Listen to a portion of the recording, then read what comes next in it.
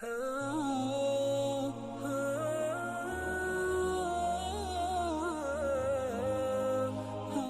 اللہ الرحمن الرحیم۔ السلام علیکم۔ گلی میں کھیلنے والے بچے جب بھی اسے گلی سے گزرتے ہوئے دیکھتے تھے پتھر مارنے لگتے تھے۔ آج تو کسی بچے نے شرارت کے چکر میں اس کے کپڑوں کو آگ لگا دی تھی۔ وہ شور مچاتے ہوئے اپنی طرف سے آگ بجھانے کے لیے دوڑی اور سیوریج کی نالی میں جا گری تھی۔ اس کا نام اناشا مقرب تھا۔ وہ سرگودا کی تحصیل ساہیوال سے تعلق رکھتی تھی۔ والدین کی اکلوتی اولاد اور بے حد لاڈلی تھی۔ اس کے والد صاحب چھوٹے سے ذمہ دار تھے اور نماز عصر کے بعد چند بزرگ جن میں شاید گناہ کرنے کی سکت ختم ہو چکی تھی ان کو قرآن پاک کی تعلیم دیتے تھے، اسلام کے بنیادی احکامات بتاتے تھے اور اللہ تعالیٰ سے توبہ طائب ہونے کی تلقین کرتے تھے۔ گاؤں میں لوگ ان کو عزت کی نگاہ سے دیکھتے تھے اور اکثر و بیشتر میاں بیوی کے درمیان ہونے والے چھوٹے موٹے جھگڑے بھی ان کے کہنے پر نپٹائے جاتے تھے۔ گھر کا گزارا فقط زمینداری پر تھا، اس لیے سادہ سی زندگی جی رہے تھے۔ البتہ جہاں تک ممکن ہو وہ دروازے پر آئے ہوئے سائل کو کبھی خالی ہاتھ نہ لوٹاتے تھے، یہاں تک کہ ان کی اس عادت کی وجہ سے کئی بار ان کے گھر میں فاقہ ہوا تھا، کیونکہ بعض دفعہ کوئی مجبور آدمی آ کر کہتا کہ گھر میں 2 دن سے کچھ نہیں پکا، بچے بھوکے ہیں، تو وہ گھر میں پڑا ہوا سارا راشن اٹھا کر سوالی کی جھولی میں ڈال دیتے تھے۔ اگر بیوی کبھی شکوہ کنان ہوتے ہوئے کہتی کہ میں تو صبر کر لوں گی مگر معصوم بچی کا تو خیال کیا کرو، تو اناشا کا والد مقرب جواب دیتا، بلیے لوگ کے اساں ایک ٹائم دا فاقہ کرنا تے وہ 2 دن تو بھوکے سن، یعنی ہم نے 1 دن کی بھوک برداشت کرنی ہے۔ وہ بیچارے 2 دن سے بھوکے تھے۔ اپنی بچی کی جگہ ان کے بچوں کو رکھ کر سوچو تو تمہیں احساس ہوگا کہ میں نے کچھ غلط نہیں کیا۔ مقرب نے اپنی بیٹی کی تربیت بھی اسی طرح کی تھی، مگر تقدیر نے اناشا مقرب کو مقرب کے لیے آزمائش بنانا تھا، لہٰذا جب اناشا نے جوانی میں قدم رکھا تو اس کی ماں کینسر کا شکار ہو کر چل بسی۔ البتہ اللہ تعالیٰ نے مقرب پر رزق کے دروازے کھول دیے۔ ان کی زمین کے بالکل قریب ہی ہاؤسنگ سوسائٹی بنی۔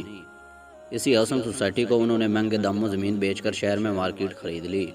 وہاں ایک دکان میں پیٹر انجن ٹھیک کرنے کے لیے ورک شاپ بنائی اور باقی کی دکانیں کرائے پر چڑھا دیں۔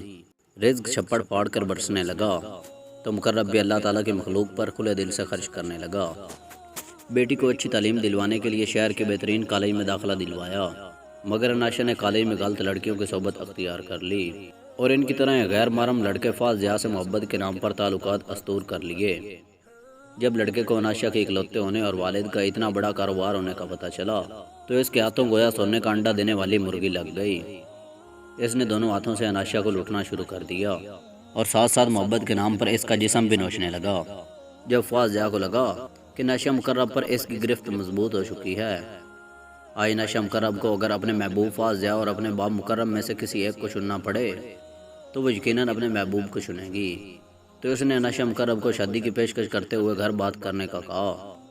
اناشا نے اسی وقت حامی بھر لی اور گھر جا کر والد صاحب سے بات کی تو مقرب صاحب خود چونکہ دنیا دیکھ چکے تھے، لہٰذا انہوں نے بنا کوئی سوال کیے سوچنے کے لیے وقت مانگا اور اپنے طور پر فاض ضیاء کی معلومات لینے کے بعد اناشا مقرب کو انکار کر دیا۔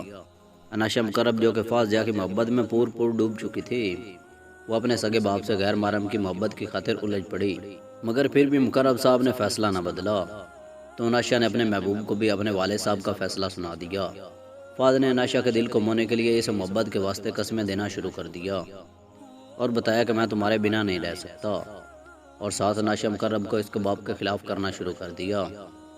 اناشا چونکہ پہلے ہی اپنی محبت کی خاطر اپنے باپ سے الجھ چکی تھی، لہٰذا وہ بھی فاض ضیاء کی چال کو سمجھے بنا ہی اپنے باپ مقرب کے خلاف ہوتی گئی، یہاں تک کہ اپنے محبوب کی باتوں میں آ کر اپنے سگے باپ کو موت کی نیند سلانے پر رضامند ہو گئی۔ اناشا اور فاض نے مقرب کو کمرے میں بند کر کے جلا کر مارنے کا سوچا اور پھر اپنے ارادے پر عمل درآمد کرنے کے لیے ایک رات اناشا نے اپنے والد کو نیند کی گولیاں کھانے میں ملا کر دے دیں۔ رات کو فاض اپنے دوست کے ساتھ شراب کے نشے میں دھت ہو کر آیا۔ پہلے اناشا کے جسم پر اپنی پیاس بجھائی اور پھر اس کے باپ کے اوپر تیل چھڑک کر آگ لگا دی۔ اس سے پہلے کہ آگ پورے کمرے کو لپیٹ میں لے لیتی، فاض نکل گیا۔ جبکہ آگ پورے کمرے میں پھیل کر کھڑکیوں سے باہر آنے لگی تو گاؤں میں شور برپا ہو گیا۔ لوگ مدد کے لیے دوڑ کر پہنچے، مگر تب تک بہت دیر ہو چکی تھی۔ مقرب جل کر خاک ستر ہو چکا تھا۔ اناشا نے ڈرامائی آنسو بہانے اور بینڈ ڈالنا شروع کر دیے لوگ بھی اناشا کو ہمدردیاں دلاسے دینے میں مصروف تھے، اور اناشا کی اجازت کے بعد اس کے والد مقرب کو قریبی قبرستان میں جنازے کے بعد دفن کر دیا گیا تھا۔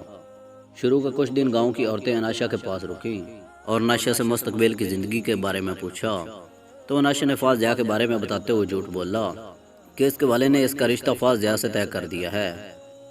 گاؤں سے جو چند لوگ فاض کو جانتے تھے وہ شکوک و شبہات کا شکار ہو گئے، مگر اناشا کی رضامندی کے بعد اسے فاض کے ساتھ رخصت کر دیا گیا۔ فاض جو کہ اناشا کے جسم تک پہلے ہی رسائی حاصل کر چکا تھا، اس نے اناشا کے نام پر موجود ساری دولت اپنے نام پر منتقل کروا لی اور اناشا کو دوستوں کی آواز بجھانے کے لیے مجبور کرنے لگا۔ اناشا کے انکار پر اسے تشدد کا نشانہ بناتا، یہاں تک کہ اس سے زبردستی منشیات کا استعمال کرواتا اور نشے میں دھت ہو کر بنا اس کی تکلیف کا اندازہ کیے اناشا کے جسم کو سگریٹ سے جلاتا۔ شادی کے 5 سال بعد ہی اناشا ذہنی و جسمانی اور جنسی تشدد سہتے سہتے پاگل ہو گئی اور فاض نے اسے طلاق دے کر اس کے آبائی محلے میں چھوڑ دیا، جہاں لوگوں نے ہر ممکن اناشا کی دیکھ بھال کی، علاج کروایا، مگر وہ صحت یاب نہ ہو سکی۔ اب بھی وہ جب کبھی گلی میں نکلتی ہے تو گلی کے بچے اسے جلی جلی کہتے ہوئے پتھر مارنا شروع کر دیتے ہیں۔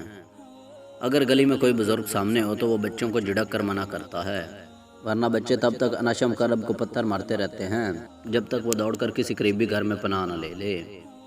آج بھی جب اناشا گلی میں نکلی تو گلی میں کھیلتے ہوئے بچوں کی نظر اس پر پڑ گئی۔ بچوں نے دیکھتے ہی چھوٹے چھوٹے پتھر اٹھا کر اسے مارنا شروع کر دیا اور ساتھ ہی جلی جلی کے نعرے بھی بلند کرنے لگے۔ اسی دوران کسی شرارتی بچے نے ہاتھ میں موجود ماچس کی ڈبیا سے تیلی جلا کر اناشا کے کپڑوں کو آگ لگا دی، تو وہ بیچاری اپنی جلن کی تکلیف کو کم کرنے کے لیے دوڑی اور قریب سے گزرتی سیورائی کی نالی میں جا گری۔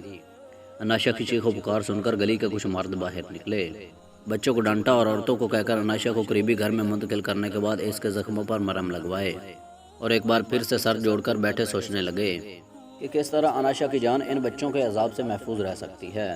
مگر شاید قدرت کو مقرب کی آزمائش کے بعد اب اناشا کو بھی لوگوں کے لیے عبرت کا نشان بنانا تھا، لہٰذا آج بھی وہ لوگ اناشا کے متعلق کوئی فیصلہ نہ کر سکے اور ایک بار پھر معاملہ اللہ تعالیٰ پر چھوڑ دیا۔ اگر ویڈیو اچھی لگی ہے تو ویڈیو کو لائک کریں اور نیچے کمنٹ سیکشن میں اپنے خیالات کا اظہار کریں۔ ویڈیو واچ کرنے کے لیے شکریہ اور ملتے ہیں اگلی ویڈیو میں، تب تک کے لیے اللہ حافظ۔